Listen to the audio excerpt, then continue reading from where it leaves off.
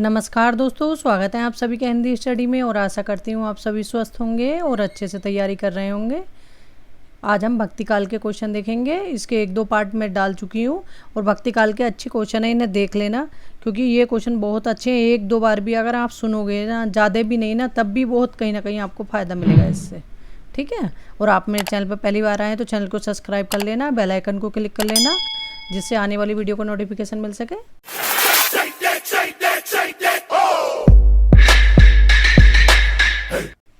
हाँ, एक बात और कहना चाहूँगी, जैसे अब टाइम कम रहा है आपके टीजीटी पीजीटी के लिए, तो जैसे तैयारी कर रहे हैं ना, तो जो क्वेश्चन आप कर रहे हो तो उस तरह से ऐसा, क्योंकि एग्ज़ाम टाइम में इतना समय नहीं होता, और जैसे इस सप्ताह अपना कर लो, अगले सप्ताह थोड़ा हल्का हो जाएगा, तो उसमें मतलब अंडरलाइन कर लो अपना वो पॉइंट जो तुम्हें याद नहीं हो रहे वो क्वेश्चन, तो उन्हें एक बार एग्जाम टाइम पे दोहरा लेना। और जो याद हो गए, अब जैसे कुछ कॉमन चीज़ें हैं, जैसे रामचरितमानस तुलसीदास ने लिखी तो ये तो पता है, तो तुम्हें उस चीज़ को आप बार बार पढ़ोगे तो वो टाइम ख़राब होगा। तो मेरा मानना तो यही है कि इस तरह से आप जो क्वेश्चन हार्ड हैं तो वो आगे याद कर लें, और जो आपके हो चुके तो वो तो हो गए हैं, इस तरह से अपना कर लेना। और एक ध्यान और करना, यूपी बोर्ड की जो 9th 10th फर्स्ट ईयर और इंटर की बुक है ना, उन्हें देख लेना। उसमें रस छंद अलंकार पीछे कुछ दिए हुए हैं, तो कई बार ना एग्जाम्पल जो ना उसमें से ऐसे के ऐसे ही पूछ लेते हैं, ठीक है। तो उसमें कहीं ना कहीं आपको फ़ायदा मिलेगा, वो भी देख लेना। उसमें धातु रूप और मतलब विभक्ति वगैरह कुछ दे रखी हैं, वे सब अच्छी हैं, तो उन्हें ज़रूर देख लेना। चाहे 10-15 मिनट देखना, 1 घंटा देख लेना, पढ़ना बारीकी से नहीं है मगर समझना उसमें, लेकिन उदाहरण उसमें से बहुत बार आए हैं, ठीक है। स्टार्ट करते हैं आज की अपनी क्लास। आज का पहला क्वेश्चन है, अनल हक किसने घोषित किया है? तो अनल हक का मैं ही ब्रह्मा हूँ, अहम ब्रह्मा अस्मि, तो ये किसने घोषित किया था? ये मंसूर ने किया था। जायसी से पूर्व की प्रेमाख्याना काव्य कृति प्रेमावती के रचयिता है। तो प्रेमावती के रचयिता कौन है? वो है रंजन। अखरावट काव्य कृति के रचयिता हैं। तो अखरावट किसकी रचना है? अब अखरावट किसकी रचना है? जायसी की रचना है। और जायसी की रचनाएं देखो बहुत पूछी जाती हैं एग्जाम में, ठीक है। और जायसी की देखो यहाँ, इसमें तो ऑप्शन हमारा सी सही होगा। जायसी की जो रचना है इसमें वो है, मतलब अखरावट किसकी रचना है? जायसी की, ठीक है। इनकी और भी रचनाएं हैं, वो बता देती हूँ आपको। जैसे पद्मावत तो इनके इसका आधार है ही, ठीक है। और जैसे आखिरी कलाम है, चित्रलेखा है, कहरनामा है, मसलनामा है और कहनावत। इनकी कहनावत जो है ना वो बहुत बार एग्जाम में रिपीट हुई, इसमें कई बार कन्फ्यूजन हो जाता है, ठीक है। और जो ये अखरावट है ना, तो अखरावट में दे रखा है, मतलब जो इसका वर्ण विषय है वो है कि मतलब एकक अक्षर को लेकर लिखी गई है, ठीक है। वर्णमाला के एकक अक्षर को लेकर लिखी गई। आगे देखते हैं। देवनागरी वर्णमाला के एकक अक्षर को लेकर सिद्धांत भरी तत्वों से युक्त चौपाइयाँ हैं। देखो ये आ गया नीचे क्वेश्चन, तो ये इस तरह से भी आ जाता, और सीधा ऐसे भी पूछ लेते हैं कि वर्णमाला के एकक अक्षर को लेकर लिखी गई जायसी की कौन सी रचना है? तो वो है अखरावट है। जायसी की किस कृति में कयामत का वर्णन है? तो जायसी की किस कृति में कयामत का वर्णन है? आखिरी कलाम में। और ये क्वेश्चन और पूछा जाता है आखिरी कलाम से कि जैसे पूछ लेते हैं कि जायसी की किस रचना में मुगल बादशाह बाबर की प्रशंसा की गई है? तो वो भी आखिरी कलाम में ही मिलती है, ठीक है। आगे देखते हैं। प्रेम की पीर का कवि, प्रेम की पीर का कवि ये रामचंद्र शुक्ल जी ने कहा है इन्हें, तो ये कौन है? जायसी हैं। और जैसे सूफी काव्य के प्रतिनिधि कवि भी हैं जायसी, और संत काव्य के प्रतिनिधि कवि कौन है? कबीर हैं। और राम काव्य के प्रतिनिधि कवि कौन है? तुलसीदास। और कृष्ण काव्य के प्रतिनिधि कवि सूरदास। आगे देखते हैं। सूफी कवियों को क्या कहा जाता है? तो सूफी कवियों को क्या कहा जाता है? प्रेम मार्गी। किस सूफी कवि ने अपनी कृति में चौपाई के बीच में दोहे न रखकर बरबे का प्रयोग किया है? तो कौन सा ऐसी मतलब कवि है जिसने कि अपनी रचना में चौपाइयों के बीच में दोहे ना रखकर बरबे का प्रयोग किया है? तो वो किया है नूर मोहम्मद में। किसने किया है? नूर मोहम्मद ने। इनकी 2 रचनाएं हैं, 3 है। रोस्तुल हयाहक, वो भी पूछी गई एग्जाम में, और एक अनुराग बासरी और इंद्रावती, ठीक है, ये रचनाएं एग्जाम में बार बार रिपीट होती हैं। और इनकी एक पंक्ति भी पूछी जाती है, हिंदू मक पे पाग पाँव ना रखियो। ठीक है, तो वो नूर मोहम्मद मतलब अनुराग बासरी से ली गई इनकी पंक्ति। आगे देखते हैं, कुतुबन कृत मृगावती को सूफी प्रेमाख्यान काव्य परंपरा का प्रथम काव्य किसने माना है? तो जो मृगावती किसकी रचना है? कुतुबन की। और इसको सूफी काव्य परंपरा का प्रथम काव्य किसने माना है? ये माना है रामचंद्र शुक्ल ने। ठीक है, किसने माना? रामचंद्र शुक्ल ने। रामचंद्र शुक्ल ने सूफी परंपरा का पहला कवि किसे माना है? कुतुबन को। तो जाहिर सी बात है, मतलब रचना भी उनकी मानेंगे ना। ठीक है, और इसमें जैसे और भी पूछ लेते हैं, जैसे गणपति चंद ने किसे माना है? तो गणपति चंद ने हंसावली असायद की जो है ना, उसको पहली रचना माना है। और हजारी प्रसाद द्विवेदी ने किसे? सत्यवती कथा को, जो ईश्वर दास की है। ठीक है, राम कुमार वर्मा ने चंदायन को, राम कुमार वर्मा ने किसे माना? चंदायन मुल्ला दाऊद की। आगे देखते हैं, और चंदायन का एक नाम और भी है, जैसे पूछ लेते हैं एग्जाम में, लोर कहा या लोर कथा चंदायन को। ठीक है, आगे देखते हैं, हजारी प्रसाद द्विवेदी ने सूफी प्रेमाख्यान परंपरा की प्रथम कृति माना है। देखो ये क्वेश्चन आ गया। तो हजारी प्रसाद द्विवेदी ने किसे माना? ईश्वर दास कृत सत्यवती कथा को। ठीक है, मलिक मोहम्मद जायसी के गुरु थे। तो मलिक मोहम्मद जायसी के गुरु कौन थे? वो थे सैयद अशरफ। शेख बुरहान जो थे, ये कुतुबन के गुरु थे। आगे देखते हैं, आचार्य शुक्ल ने सूफी कवियों की प्रेम पद्धति में सर्वाधिक महत्वपूर्ण माना है। तो आचार्य रामचंद्र शुक्ल ने सूफी कवियों की प्रेम पद्धति में सर्वाधिक महत्वपूर्ण किसे माना है? प्रेम की पीर को। आगे देखते हैं, सूफी काव्य के संदर्भ में कौन सा कथन असत्य है? क्वेश्चन को हमेशा अच्छे से पढ़ना है। असत्य सत्य नहीं है, ध्यान करना है। और गोले भरते हुए खास करके ध्यान करना, वो बहुत गड़बड़ होते हैं। ठीक है, कोई आंसर शीट जो आपके पास पुरानी पड़ी हो ना, उसमें एक दो बार ध्यान कर लेना, क्योंकि किस तरफ हमें नाम लिखना है। और डेट ऑफ एग्ज़ाम आती है तो उसमें कई बार डेट ऑफ बर्थ भर देते हैं बच्चे, तो वो चीज़ भी ध्यान करना। डेट उठ की किधर लिखे हुए हैं, कितने क्वेश्चन कैसे कैसे आते हैं। ठीक है, तो इसका आंसर हमारा क्या है? सूफी काव्य के संदर्भ में कौन सा कथन असत्य है? वो है, सूफी काव्य में वर्णित सभी घटनाएं और पात्र शुद्धतम ऐतिहासिक हैं। ये गलत है, काल्पनिक भी है इसमें। ठीक है, इसके जो सही है वे कथन देख लेते हैं। सभी सूफी प्रबंध काव्य अवधी भाषा में लिखे गए हैं। सभी रचनाएं फारसी की मसनवी शैली में लिखी गई हैं। सभी काव्य में लौकिक प्रेम के द्वारा अलौकिक प्रेम की अभिव्यंजना हुई है। और सूफियों ने ईश्वर को किस रूप में माना है? सूफियों ने ईश्वर को माना है स्त्री रूप में, और संतों ने माना है पुरुष रूप में। सूफी मत में वर्णित साधक की 4 अवस्थाओं, सरीहत, तरीहत, मारिफत और हकीकत, ये अवस्थाएं ऐसे ही पूछ लेते हैं कि सूफी काव्य की 4 अवस्थाएं कौन सी नहीं है। जैसे 3 ऑप्शन में दे दी, एक अलग दे देते हैं, तो इसलिए इन्हें भी देख लेना, सरी, तरी, मरी, हकी, इस तरह से मैंने हद की थी। और भारतीय भक्ति मार्ग के साथ सही क्रम, अब इन चारों का सही क्रम मतलब भारतीय भक्ति मार्ग के अनुसार हमें बताना है, तो वो है हमारा ऑप्शन ए। तो इसमें ये गलत दे रखा था, ये है आचरण, उपासना, सत्यबोध और सिद्ध अवस्था। ठीक है, चौथी अवस्था हमारी है सिद्ध अवस्था। सूफी कवियों का सबसे प्रिय अलंकार कौन सा है? तो सूफी कवियों का सबसे प्रिय अलंकार कौन सा है? समासोक्ति अलंकार है। हाँ, एक वो आता है बिहारी जी का, नहीं पराग नहीं मधुर मधुर, नहीं कली यही काल। ठीक है, वो जो है दोहा बिहारी जी का, तो उस दोहे में अगर अलंकार पूछे तो अन्य उक्ति अलंकार है। ठीक है, क्योंकि कई बार समासोक्ति अलंकार भी लगा देते हैं। वैसे तो दोनों क्वेश्चन अगर एग्जाम में आते हैं ऑप्शन ना, तो वही विवादित होगा, लेकिन ऑप्शन यही मतलब अन्य उक्ति अलंकार ही है उसमें। आगे देखते हैं, भारतीय अद्वैतवाद में जो स्थान माया का है, सूफी काव्य में वह स्थान किसका है? तो भारतीय अद्वैत में जो स्थान माया का है, सूफी काव्य में वह स्थान किसका है? तो वह स्थान है शैतान का। पद्मावत को प्रकाशन में लाने का श्रेय किस आलोचक को है? तो पद्मावत को प्रकाशन में लाने का श्रेय है वो है रामचंद्र शुक्ल को। रामचंद्र शुक्ल ने अवधी भाषा का बड़ा महाकाव्य भी माना है, मतलब एक बड़ा महाकाव्य भी पद्मावत को माना है। पद्मावत की कथा वस्तु के पूर्वार्ध भाग तो आलोचकों ने माना है। तो पद्मावत की जो कथा वस्तु के पूर्वार्ध भाग को आलोचकों ने क्या माना है? काल्पनिक माना है।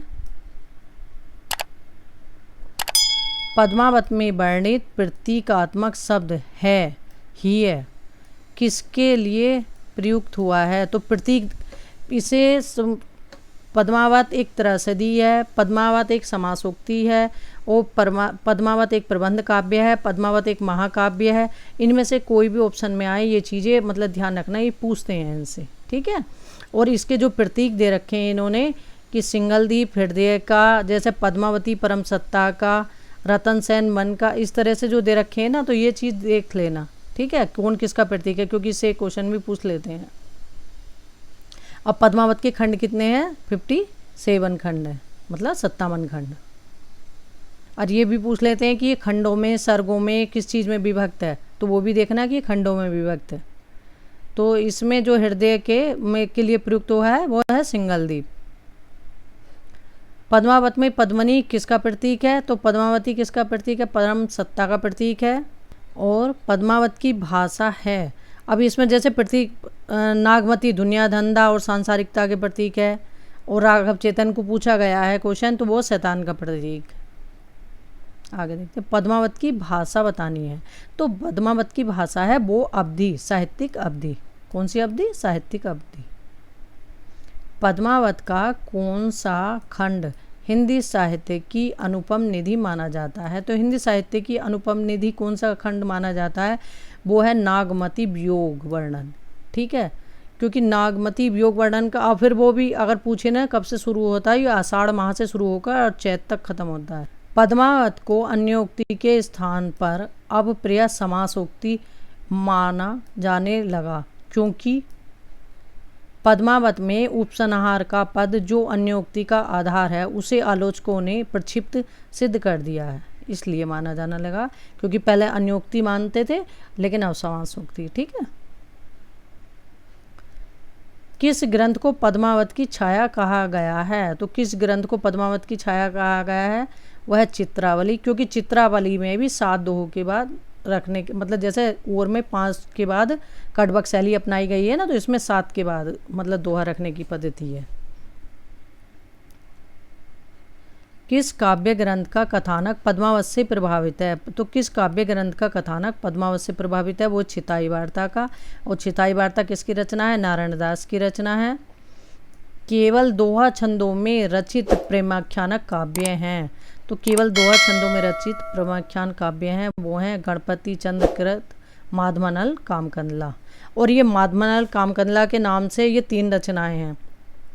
जैसे ये तो गणपति चंद की है, मतलब राजस्थानी भाषा में है, लेकिन सिर्फ दोहा छंद में है। अब ऐसे ही पूछ लें कि अगर कुशलाभ ने कौन सी लिखी, तो कुशलाभ ने भी माधवनल कामकंदला लिखी है, लेकिन ये दोहा चौपाई सोरठा में लिखी हुई है, ठीक है। और तीसरी कौन सी है? जो आलम ने लिखी है माधवनल कामकंदला, वो उसकी भाषा पूछ लेते कि आलम ने जो लिखी उसकी भाषा क्या है? वो है अवधी भाषा है, ठीक है, उसमें दोहा चौपाई है। तो इसमें एक चीज़ ध्यान करना, जो गणपति ने लिखी है उसकी बात सिर्फ क्या पूछी जाती है? किस में है? किस दोहा छंद में। और बाकी तो दोहा चौपाई में हो गई दोनों। अरे जो आलम ने लिखी है उसकी भाषा पूछ लेते हैं, वो अवधी भाषा में। तो आलम से अवधी, आ से याद रहेगा। ईश्वर दास कृत सत्यवती कथा का नायक कौन है? तो ईश्वर दास कृत सत्यवती कथा का नायक कौन है? वो है ऋतुपर्ण। उस्मान कृत चित्रावली का नायक कौन है? तो चित्रावली का नायक कौन है? सुजान है। सर्वाधिक प्रेमाख्यान काव्य ग्रंथों की रचना की है। तो सर्वाधिक प्रेमाख्यान काव्यों के ग्रंथों की रचना किसने की है? वो की है जॉन कवि ने, ठीक है। कितने की है? 78, ठीक है। और 29 में प्रेमाख्यान काव्य हैं। प्रेमाख्यान काव्य कितने हैं? 29 हैं। रस रतन के रचयिता हैं। तो रस रतन किसकी रचना है? ये फुआकर की है। हिंदी का प्रथम प्रमाणिक और बड़ा महाकाव्य है। तो हिंदी का प्रथम प्रमाणिक और बड़ा महाकाव्य है तो वह है पद्मावत है। और हिंदी का प्रथम महाकाव्य है तो वो पृथ्वीराज रासो है। और हिंदी का प्रथम महाकवि पूछें तो चंद्रवरदाई है, ठीक है। अगर बड़ा लग गया तो ये पद्मावत। आगे देखते हैं। ये पंक्ति है 1 2 3। मानुष प्रेम भवो भयो बैकुंठी किस कवि की पंक्ति हैं? ये हैं जायसी की, ये पूछी गई हैं एग्जाम में। सन नव से 27 आहा कथा आरंभ बैन कभी कहा। तो ये पंक्ति मतलब किससे संबंधित है? ये पंक्ति है पद्मावत से और जायसी की पंक्ति है। ठीक है। तुर्की अरबी हिंदवी भाषा तेती आहे जा में मार्ग प्रेम का सबे सरहे जाए ताए। ठीक है। तो ये पंक्तियाँ किसकी हैं? जायसी की पंक्तियाँ हैं। विक्रम धसा प्रेम का 12 सपनावती कहू भयऊ पतारा। ये पंक्तियाँ किसकी हैं? ये मंजन की पंक्तियाँ हैं। मंजन की रचना कौन सी है? मधुमालती। हिंदू मग पर पाँव न रखियो, ये पंक्तियाँ बहुत बार रिपीट हुई हैं। ये पंक्तियाँ हैं काजो बहुते हिंदी भाग है। ये पंक्ति हैं नूर मोहम्मद की और अनुराग भासरी से ली गई हैं। रुक्मणी पुनी वैसे ही मरी गई कुलबंती सो सती भाई। ये पंक्तियाँ किसकी हैं? कुतुबन की। बलदीप देखा अंग्रेज जा तहा जई जेही कठिन करेजा। ये पंक्तियाँ किसकी हैं? तो ये पंक्तियाँ हैं उस्मान की। आगे देखते हैं। हिंदी राम भक्ति काव्य धारा के आदि प्रवर्तक हैं। तो हिंदी राम भक्ति काव्य धारा के आदि प्रवर्तक कौन है? वे हैं रामानंद। रामानंद ने भक्ति के द्वार सबके लिए खोले, लेकिन ये केवल राम भक्त कवियों में, जैसे अगर पूछें कृष्ण भक्त कवि हैं राम भक्त, तो ये राम भक्त कवि हैं। ठीक है। आगे देखते हैं। महाभारत के किस शीर्षक में विष्णु के 6 अवतारों का उल्लेख है? तो विष्णु के 6 अवतारों का उल्लेख किस में है? वो है अनुगीता में। राम की भावना किस पुराण में मानी गई है? तो राम की भावना मानी गई है वायु पुराण में। राम की पादुका के अवतार माने गए हैं। तो राम की पादुका के अवतार कौन माने गए हैं? वो हैं काटकोप। 7वें अलवार भक्त का नाम जो राम के अनन्य भक्त थे। तो 7वें अलवार भक्त कौन से थे? जो राम के अनन्य भक्त थे वो थे कुलशेखर थे। ठीक है। अलवारों की संख्या कितनी थी? 12। उनमें से एक महिला अलवार थी, वो उनका नाम क्या था? ये था अंडाल, और गोदा भी आ जाता है। वाल्मीकि रामायण का भाषा अनुवाद किसने किया? तो वाल्मीकि रामायण का भाषा अनुवाद किया विष्णुदास ने। तुलसीदास को कलिकाल का वाल्मीकि किसने कहा? तो तुलसीदास को कलिकाल का वाल्मीकि कहा नावादास ने। देखते हैं। अब इसमें तुलसीदास से संबंधित और भी कहते हैं, जैसे कि मुगल काल का सबसे बड़ा महान व्यक्ति किसने कहा? जो तुलसीदास को है, तो वो किसने कहा है? स्मिथ ने कहा है। और बुद्धदेव के बाद सबसे बड़ा लोकनायक किसने कहा तुलसीदास को? वो कहा है ग्रेयर्सन ने। ठीक है। ये पूछे गए क्वेश्चन है इसमें। एक और पूछा जाता है, राम मतलब हिंदी का जातीय कवि, वो भी तुलसीदास को कहा जाता है, लेकिन किसने कहा है? वो कहा है रामविलास शर्मा ने। मानस का हंस, वो भी तुलसीदास को कहा जाता है। भक्तमाल के टीकाकार हैं। तो भक्तमाल के टीकाकार कौन है? प्रियदास हैं। भक्तमाल किसकी रचना है? नावादास की रचना है। गोस्वामी तुलसीदास के गुरु थे। तो गोस्वामी तुलसीदास के गुरु कौन थे? नरहरिदास। और तुलसी जी के बचपन का नाम क्या था? राम बोला था। तुलसीदास नाटक के रचयिता हैं, वो हैं जगन्नाथ प्रसाद चतुर्वेदी। तुलसीदास नाटक किसका है? जगन्नाथ प्रसाद चतुर्वेदी का। तुलसीदास चरित के रचनाकार हैं। तो तुलसी चरित के रचनाकार हैं रघुवर दास। तुलसीदास को बुद्धदेव के बाद सबसे बड़ा लोकनायक किसने कहा है? देखो ये आया कुछ, तो ये कहा है ग्रेयर्सन ने। ये पूछे गए क्वेश्चन है। राम काव्यधारा की सबसे प्रमुख भाषा है। तो राम काव्यधारा की सबसे प्रमुख भाषा कौन सी है? वो है अवधी भाषा है। और कृष्ण काव्यधारा की प्रमुख भाषा क्या है? ब्रज भाषा है। तुलसीदास की अलौकिक घटनाओं का चित्रण किस में हुआ है? तो तुलसीदास की जो अलौकिक घटनाओं का चित्रण किस में हुआ है? वो है गोसाई चरित में, क्योंकि गोसाई चरित यो बेनी माधव की रचना है, जिसमें तुलसीदास जी के बारे में दे रखा है। ठीक है। और तुलसीदास जी के बारे में कहीं राजापुर मतलब इनका जन्म स्थान मानते हैं, कहीं सूखर खेत मानते हैं। ठीक है। तो इसमें तो ये तो विवादित है जहाँ भी आएगा। और इनके बस मतलब तुलसीदास जी से संबंधित जो विशेष चीज़ें हैं वो और देख लेना। ठीक है। कुछ अभी और क्वेश्चन है, उन्हें कराऊंगी तो और थोड़ा एक्सप्लेन कर दूंगी। ठीक है। और अपना मेहनत करते रहो, लगे रहो, सफलता बस से मिलेगी। और मतलब जो आपका व्याकरण का पार्ट है उस पे ज़रूर अपनी कमेंट करना, क्योंकि छोटे छोटे क्वेश्चन है, संज्ञा, सर्वनाम और वर्णमाला।